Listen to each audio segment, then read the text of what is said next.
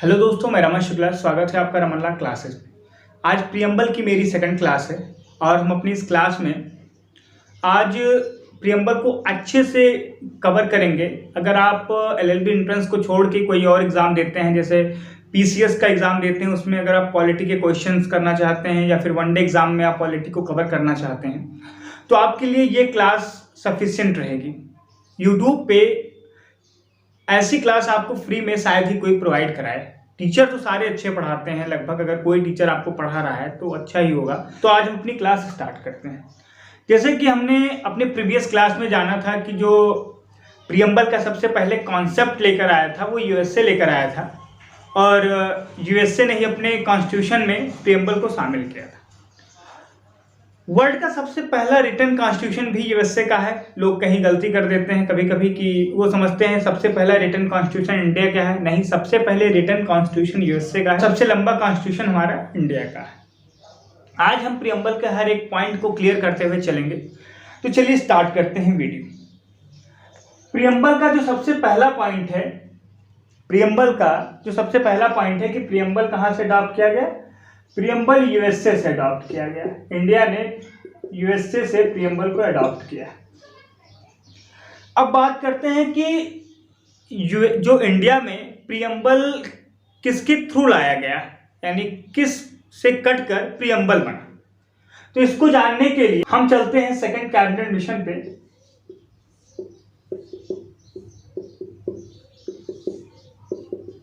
(1946) जितनी चीजें मैं आपको यहां लिखा रहा हूं अच्छे से आप नोट करते चलिएगा अगर आप किसी भी एंट्रेंस एग्जाम की तैयारी कर रहे हैं। सेकंड कैबिनेट मिशन 1946 ये कहता है कि इंडिया जो है वो अपनी कॉन्स्टिट्यूशनल असेंबली फॉर्म कर सकती है। इंडिया अपनी कॉन्स्टिट्यूशनल असेंबली फॉर्म कर सकती है। जो इंडिया की कॉन्स्टिट्यूशनल असेंबली बनी उसकी जो पहली डिबेट हुई वो 9 दिसंबर 1946 को हुई। 9 दिसंबर 1946 को जो कॉन्स्टिट्यूशन असेंबली की पहली डिबेट हुई। 13 दिसंबर 1946 को जवाहरलाल नेहरू ने AIIMS and objective resolution pass किया। क्या पास किया? AIIMS and objective resolution pass किया। जो एम एंड ऑब्जेक्टिव रेजोल्यूशन है उसी का ब्लूप्रिंट है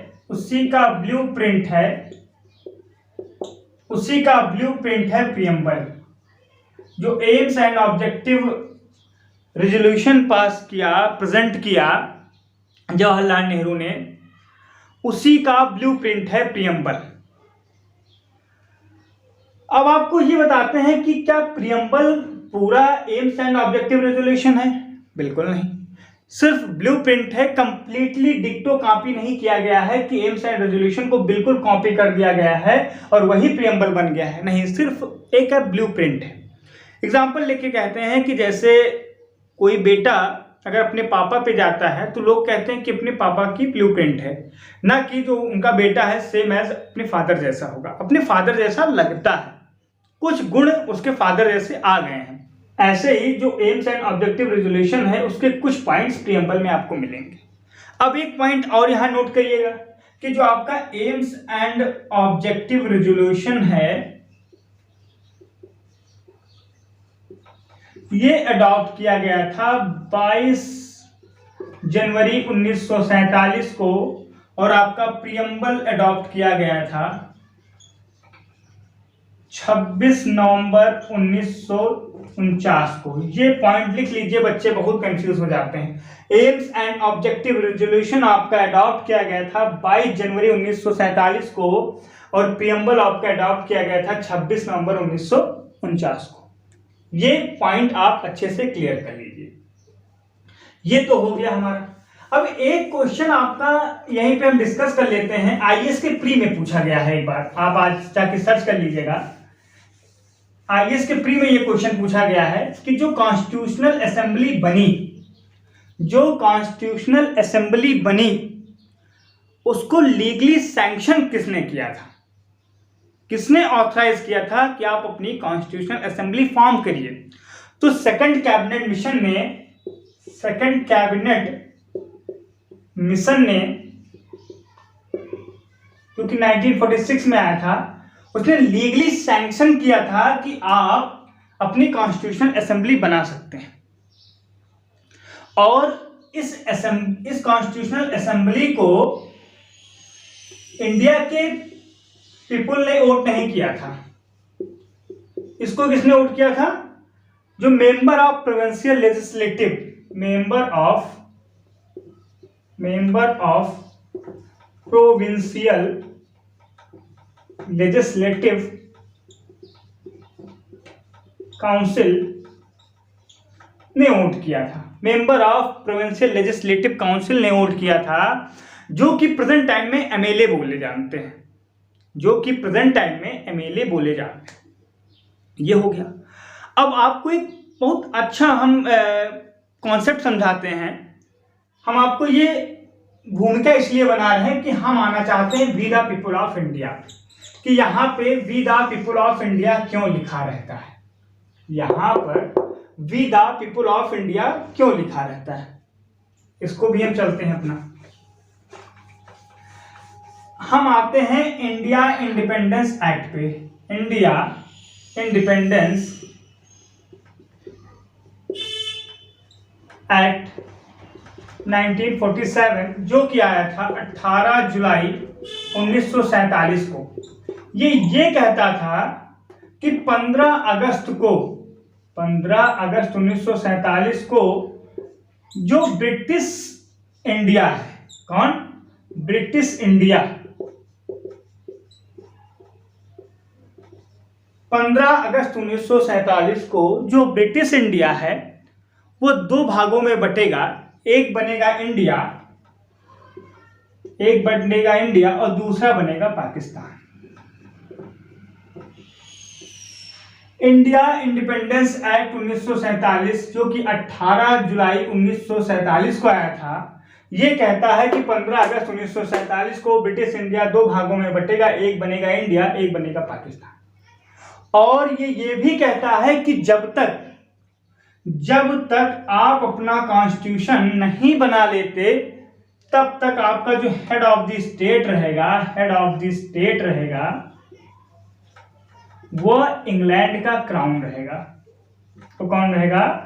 इंग्लैंड का क्राउन रहेगा। अब एक बात आप हमें ये बताइए कि जो कॉन्स्टिट्यूशन असेंबली जो कॉन्स्टिट्यूशन बनाने को ऑथराइज किया वो तो सेकंड कैबिनेट मिशन ने किया। फिर हम यहाँ पे we the people of India क्यों लिखते हैं? क्योंकि we the people of India source of power है। तो एक बात मैं आपको बता दूं, शायद आपको किसी ने बताई हो, और ध्यान से समझिएगा कि जो इंडिया इंडिपेंडेंस एक्ट 1947 में आया था, इसमें एक क्लॉज लिखा था, वो ध्यान से समझिएगा। इसमें क्लॉज लिखा था कि जब आपका कॉन्स्टिट्यूशन बन जाएगा, वो इंडिया का हो या पाकिस्तान का हो, हमें भेजिएगा, हम अप्रूव करेंगे। लेकिन जो हमारे फाउंडिंग फादर्स थे जिन्होंने कॉन्स्टिट्यूशन बनाया था, जो हमारे कॉन्स्टिट्यूशन मेकर थे, वो बहुत बुद्धिमान थे। अगर वो बुद्धिमान ना होते तो हम आप आज़ाद ना होते। उन्होंने जो हमारा कॉन्स्टिट्यूशन बन के तैयार हुआ 26 जनवरी 1950 को जो हमारा कॉन्स्टिट्यूशन बन के तैयार हुआ, उससे इंग्लैंड भेजा ही नहीं। बोला कि हमसे प्रोसीजरल एरर हो गई है और हम भूल गए हैं, we forget to send our constitution. हम भूल गए हैं, हमसे प्रोसीजरल एरर हो गई है और हम अपना कॉन्स्टिट्यूशन इंग्लैंड को नहीं भेजे। जब हम अपना कॉन्स्टिट्यूशन इंग्लैंड को नहीं भेजे तो जहां पे लिखना चाहिए सेकंड कैबिनेट मिशन, वहां पे हमारे फाउंडिंग फादर्स ने लिख दिया we the people of India. क्या लिख दिया? We the people of India, जिसके वजह से आप आज पावरफुल हैं, जिसके वजह से आज जो भारत की जनता है वो पावरफुल है, क्योंकि वह अगर उसके ऊपर कोई अच्छा शासन या अच्छा गवर्नमेंट नहीं चला पा रहा है तो उसे 5 साल बाद वो रिप्लेस कर सकती है। ये मतलब है इसका, समझ जाइए।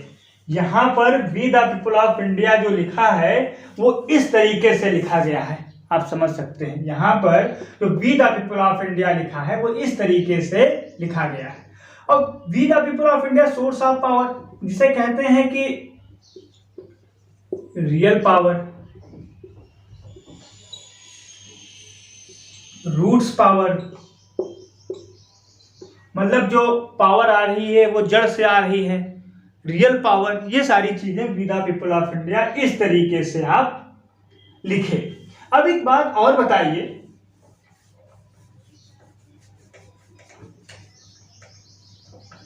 अब आप लोगों को ये समझ में आया कि we the people of India क्यों लिखा गया है? अगर अभी भी ना समझ में आया हो तो मैं समझा दूं कि सेकंड कैबिनेट मिशन ने हमारी कॉन्स्टिट्यूशन असेंबली को लीगल ऑथराइज किया कि हम कॉन्स्टिट्यूशन असेंबली बना सकते हैं। हमारी कॉन्स्टिट्यूशनल असेंबली बन के तैयार हुई, फिर डिबेट्स स्टार्ट हुई। डिबेट में जो 13 दिसंबर 1946 को aims and objective resolution Jawaharlal Nehru ji ने पास किया, उसी का ब्लूप्रिंट बन के तैयार हुआ प्रियम्बल।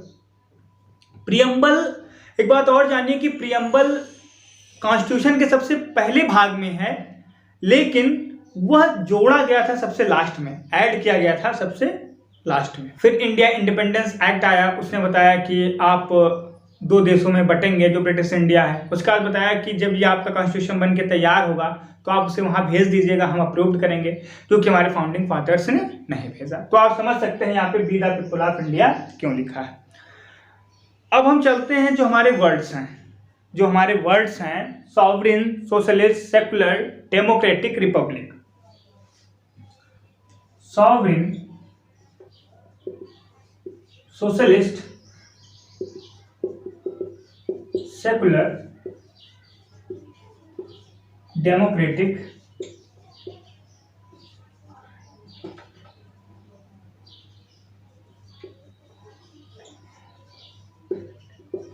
और रिपब्लिक।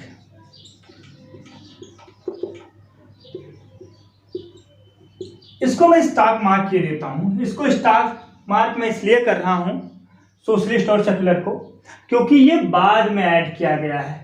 ये बाद में ऐड किया गया है, ये क्वेश्चन आता भी कई बार है। ये बाद में ऐड किया, ये कब ऐड किया गया है? 42nd अमेंडमेंट में, कॉन्स्टिट्यूशन अमेंडमेंट हुआ था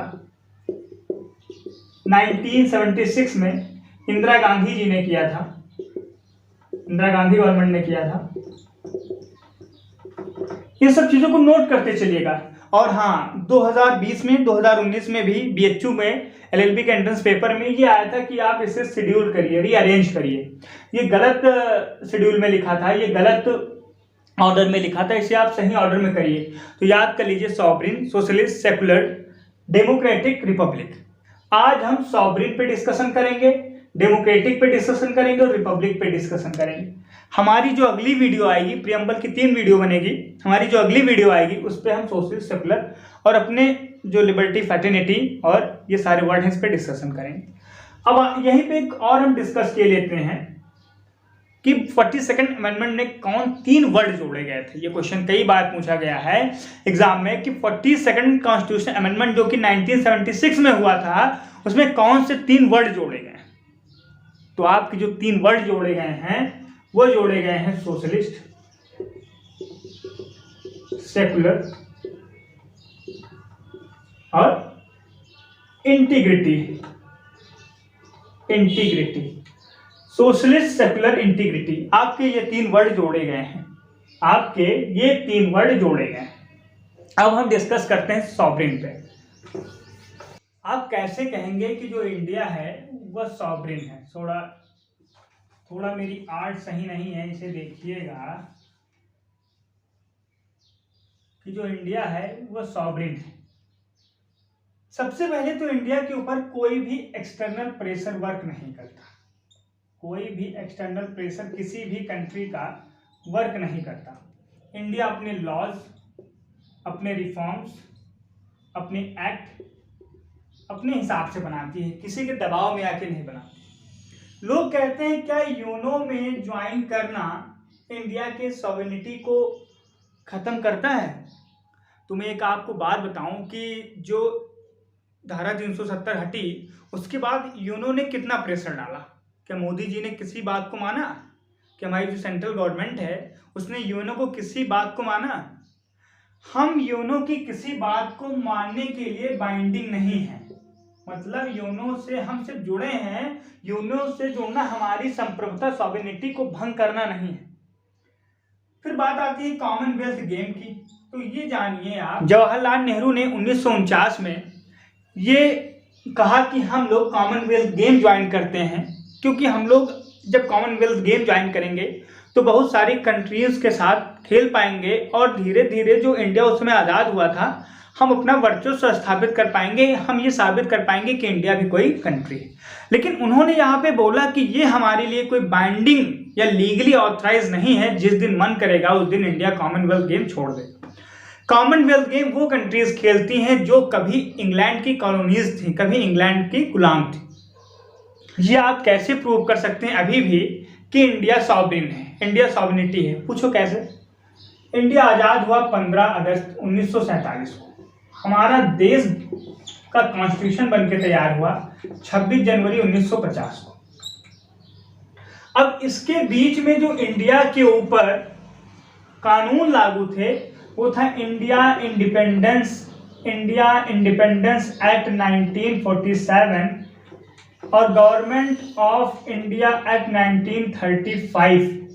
ये क्या था? ये इंटरिम कॉन्स्टिट्यूशन के रूप में लागू था। ये इंटरिम कॉन्स्टिट्यूशन के रूप में लागू था जब हमारा संविधान बन रहा था। हमारे संविधान का अनुच्छेद आर्टिकल 395 अच्छे से समझिएगा। ये मैं प्रयास कर रहा हूं कि अपनी ज़्यादा लॉन्ग वीडियो ना करते हुए बहुत चीज़ें आपको दे सकूं। और अगर आपको कभी भी कोई कॉन्सेप्ट नहीं समझ में आता है, आप तुरंत व्हाट्सएप मैसेज करिए, मुझे कमेंट करिए, फ़ोन करिए।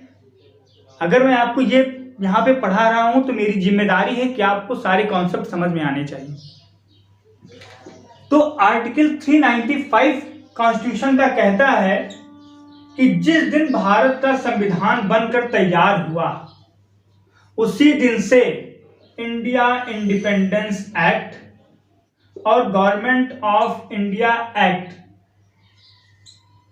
1935 को रिपील किया जाता है, मतलब हटाया जाता है। इनका कोई अस्तित्व आधिपत्य नहीं है। क्यों? क्योंकि ये दोनों एक्ट इंग्लैंड के द्वारा बनाए गए थे। ये दोनों एक्ट इंग्लैंड के द्वारा बनाए गए थे। आर्टिकल 395 ऑफ कॉन्स्टिट्यूशन यही कहता है कि जो इंडियन इंडिपेंडेंस एक्ट और गवर्नमेंट ऑफ इंडिया एक्ट 1935 है, ये हटाया जाता है, ये रिपील किया जाता है, क्योंकि ये दोनों एक्ट इंग्लैंड के द्वारा बनाए गए थे। अब हम वही एक्ट लागू करेंगे जो हमारा संविधान हमें कहता है, जो हमें संविधान इजाज़त देता है, हमारा खुद का इंडियन कॉन्स्टिट्यूशन, जो कि 26 जनवरी 1950 को पास हुआ। अब हम बात करते हैं अगले टॉपिक पे। अगला टॉपिक है हमारा डेमोक्रेसी। हमारा जो अगला टॉपिक है वो है डेमोक्रेसी।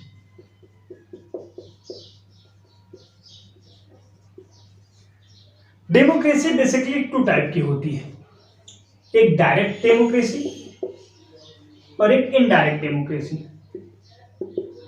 इनडायरेक्ट डेमोक्रेसी जो डायरेक्ट डेमोक्रेसी होती है उसमें जो कंट्री के पीपुल होते हैं वही वोटिंग करके डिबेट करके अपना कोई एक्ट या नियम बना लेते हैं। ये उस देश में लागू है जहाँ पे कम जनसंख्या है, जैसे स्विट्जरलैंड। इनडायरेक्ट डेमोक्रेसी जिस देश की जनसंख्या बहुत ज़्यादा है वहाँ पे ये लागू नहीं हो सकता। वहाँ पर हम लोग अपने रिप्रेजेंटेटिव्स को इलेक्ट करते हैं इलेक्शन के द्वारा, और वो जाकर हमको रिप्रेजेंट करते हैं पार्लियामेंट, और उन्हीं के द्वारा एक्ट बनाए जाते हैं, लॉज बनाए जाते हैं, उस पर डिबेट होते हैं। अब डेमोक्रेसी की एक परिभाषा है जो हमारे अब्राहम लिंकन जी ने दिया था कि गवर्नमेंट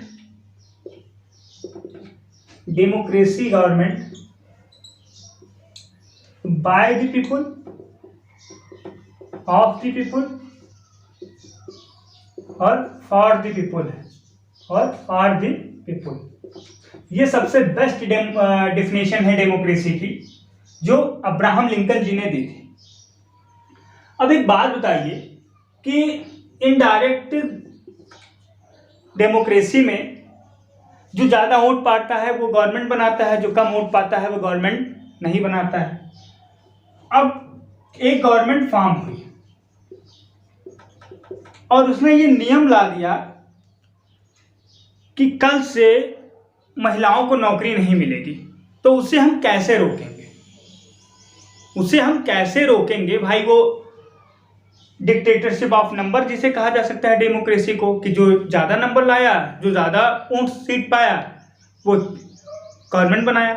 अब वो नियम भाई ला सकता है कि कल से महिलाओं को नौकरी नहीं मिलेगी या कल से पुरुषों को नौकरी नहीं मिलेगी।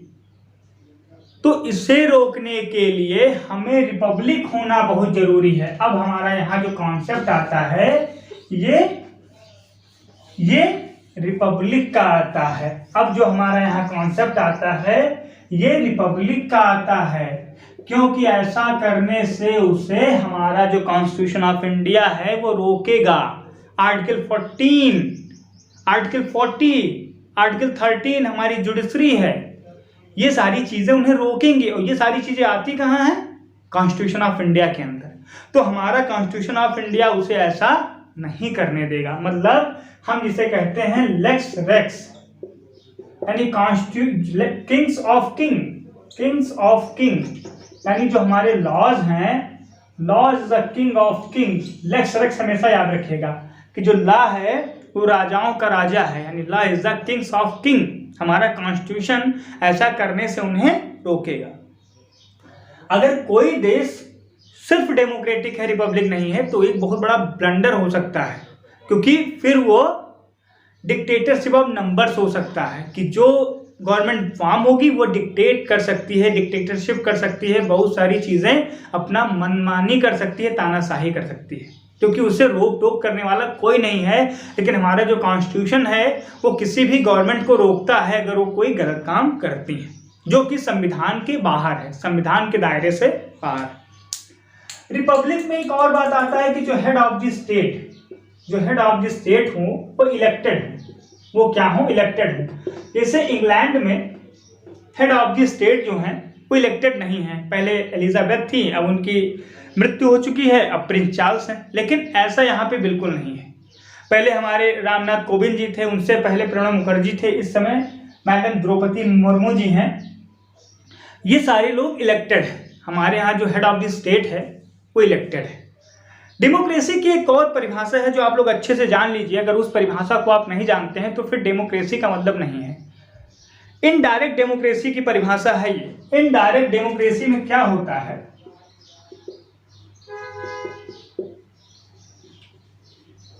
कि जो इलेक्शन होने चाहिए वो फ्री, फेयर और टाइमली होने चाहिए।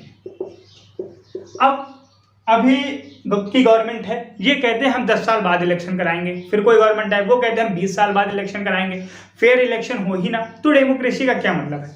डेमोक्रेसी का मतलब है कि आपको फ्री, फेयर और टाइमली इलेक्शंस होने चाहिए। ये डेमोक्रेसी का बहुत बड़ा मतलब है। आज हमने रिपब्लिक जाना, सॉवरेन जाना और डेमोक्रेटिक जाना और जाना we the people of India क्यों लिखा है। हम फिर सोशलिस्ट सेकुलर भी जानेंगे और कुछ जाना कि बेरुबारी केस और केशवानंद भारती केस पे भी हम डिस्कशन करेंगे अपनी अगली वीडियो में। हम लिबर्टी, फ्रेटर्निटी और जो जस्टिस है सोशल, इकोनॉमिक और पॉलिटिकल, उस पर भी बात करेंगे। और हमारा जो संविधान आगे हम प्रियम्बल के आगे बढ़ते चलेंगे प्रॉपरली हर एक चीज़।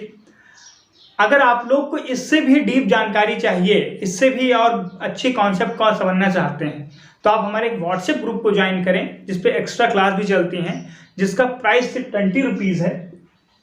20 रुपीज़ है। आप QR कोड को स्कैन करके हमारे कम्युनिटी पोस्ट पे 20 रुपीज़ पे करके अपना नाम और स्क्रीनशॉट भेज के ग्रुप से ऐड हो सकते हैं। और इलाहाबाद यूनिवर्सिटी का जो सिलेबस है LLB एंट्रेंस का, उसे हम प्रॉपरली प्रिपेयर करते हुए चल रहे हैं। अगर आप लोगों को कोई कॉन्सेप्ट नहीं समझ में आ रहा है तो आप बिल्कुल मैसेज कर सकते हैं मुझे व्हाट्सएप पे, टेलीग्राम पे, या फिर ईमेल कर सकते हैं या फ़ोन कर सकते हैं। और अगर आपको ये वीडियो अच्छा लगे तो हमारे चैनल को जरूर सब्सक्राइब करें और बने रहें रमन लाल क्लासेस के साथ। धन्यवाद।